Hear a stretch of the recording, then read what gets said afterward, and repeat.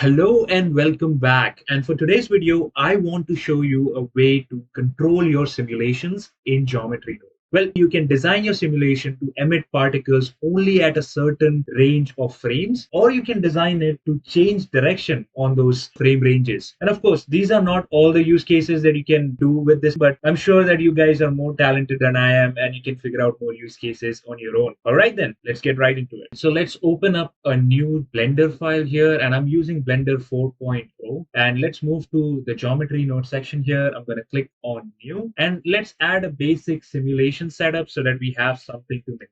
So I'm going to bring in a simulation zone, and let's plug that into the geometry input and the geometry output here. We need a few particles that we can displace. So I'm going to add a distribute points on faces node right here. And let's also bring in our original cube back. So for that, let's bring in a join geometry node here. And let's plug that into the output. And we're going to take the simulation output and join it back onto the original one. And for this, I'm going to use frame to define the seed of the particles that are getting generated, just so that it has a little bit randomness to it. And let's change the density to 5. So let's play it and see what's happening. Oh, nothing's happening. And that is because we also need to duplicate this join geometry node. And let's plug this right here. Let's play it again. And we have a bunch of points. All right, that's great. So let's also displace them. So for that, I'm going to add a set position node here, and we'll use a noise texture to do that. So let's use the color output of the noise texture. Let's change the scale to 1 and also add a subtract node right after it. And again, I've said it multiple times, but basically this is just to displace it in the right direction. We're going to subtract 0.5 out of it, and also change our noise texture to 4D and take the second output of the same time node and plug it into the W of the noise texture. And I will change the Z output of or the Z input of the subtract node to 0.3,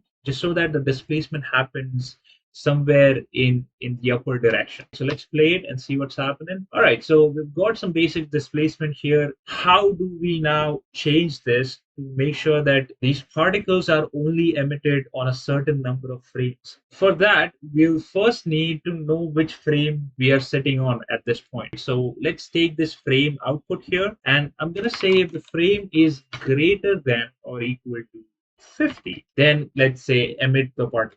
Well, basically, if you look over here, this distribute points on faces node is plugging information into the geometry nodes through the simulation input, and then it is also joining the same geometry onto the simulation every frame. In order to control it, what we can do is that we can add a delete geometry node right here before it gets joined into the simulation, and use that to define when the particles are going to be emitted.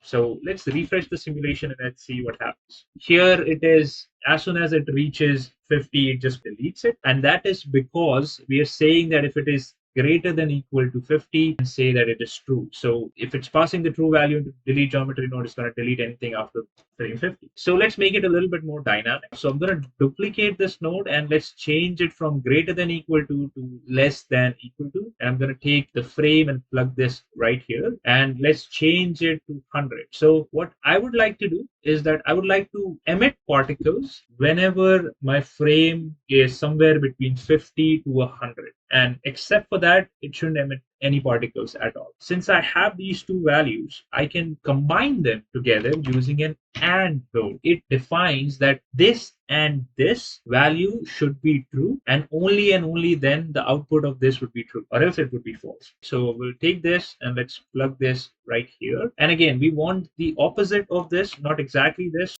You can also use not if you want.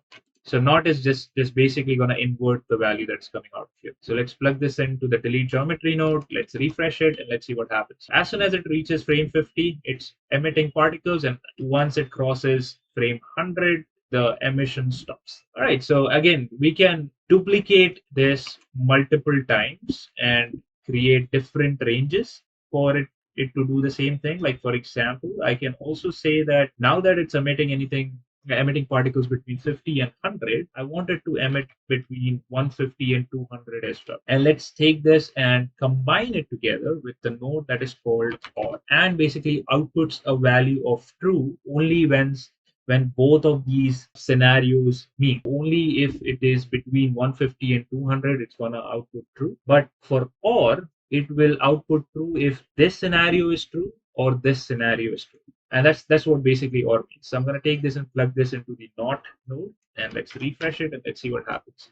So it reached 50, it started emitting particles, and 100 it stopped again. Then at 150 it started again. So again, you can duplicate these as many times as you want and keep plugging them in with OR. I'll give you another example, but this is basically how you're going to create the nesting, right? So you can just add another OR node after the OR node, and then let's duplicate this setup. Let's plug this in and let's bring this here as well. So I would also add between 10 to 30 maybe, and now if I play this, it's working. And again, like I said, you can duplicate it as many times as you want and add as many conditions as you want. Now, this is one use case of this. Another one that I want to show you is a little bit more interesting than this one. So let's say I don't have the delete geometry node. I don't want to delete the particles, but what I want to do is I want to change the direction of the particles that are getting emitted. Right? Currently, it's going upwards. I want it to go somewhere towards the x direction. Well, I can just duplicate the set position node. Take this join geometry and plug this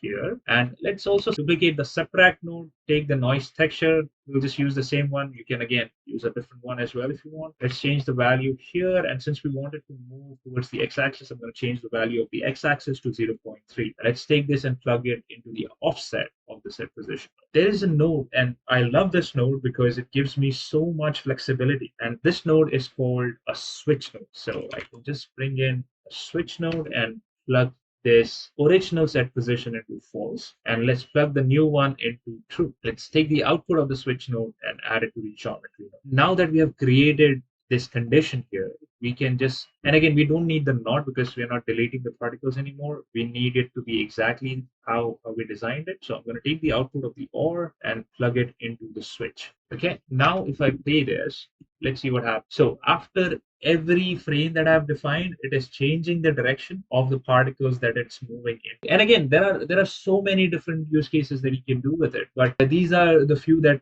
I could come up with on the fly. But I wanted to show you this because this gives you so much flexibility in creating a simulation going forward. So I really hope you liked this video and you learned something new today. And if you did, please like, share, and subscribe. And I'm going to see you in the next one.